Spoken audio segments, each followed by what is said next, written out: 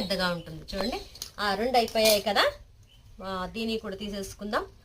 అంటే double double cut చేస్తున్నాను కదా. ఉక్స్ పట్టి, కాజా పట్టి, షేప్ పట్టీలు, నడుం బెల్ట్ తీసుకుంటున్నాను. చూడండి,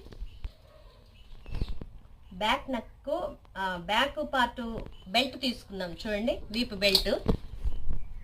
దీన్ని కట్ చేస్తున్నాను. 1 ఇంచు తీసుకుంటే సరిపోతుంది. Back part belt.